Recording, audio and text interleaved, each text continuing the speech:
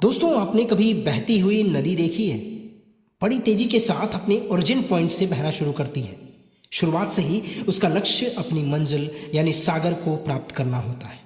रास्ते में हजारों बाधाएं आती हैं, लेकिन उन बाधाओं को सहजता से पार करते हुए लगातार बहती रहती है।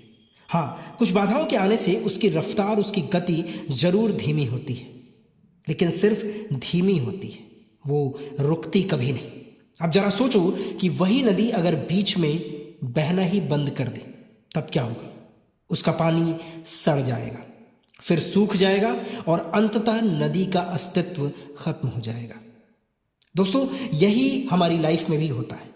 यदि सफल होने के लिए आप कोई लक्ष्य तय करते हैं, तो उस लक्ष्य तक पहुंचने की पहली शर्त यह है कि आपको लगातार उस लक्ष्य की तरफ बढ़ते रहना होगा।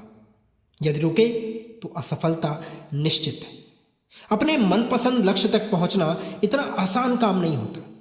यदि इतना आसान होता तो दुनिया का हर व्यक्ति ही सफल होता।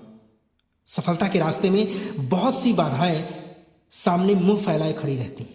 ये बाधाएं हमें रोकने का पूरा प्रयत्न करती हैं। जो लोग मन से कमजोर होते हैं, जिनका कॉन्फिडेंस लेवल बहुत कम होता है, वो इन परेशानियों के आगे झुक जाते हैं और असफलता को स्वीकार कर लेते हैं और बाद में अपने भाग्य को कोसते भी। लेकिन वहीं वीर पुरुष इन परेशानियों का सीना तान कर सामना करते हैं, रुकते नहीं, थकते नहीं, तब तक जब तक लक्ष्य की प्राप्ति ना हो जाए। रुकना प्रकृति के विरुद्ध है। पेड़ पौधे, नदी, तारे, ग्रह, नक्षत्र, गैलेक्सीज, यहां तक कि ये ब्रह्मांड भी निरंतर चलायमान है। शरीर के सभी ऑर्गन्स, ब्लड, ये सब लगातार अपना काम करते हैं 24/7। इनमें से कुछ भी ठहरता नहीं, क्योंकि प्रकृति का नियम ही है चलते रहना। रुके मतलब अस्तित्व खत्म।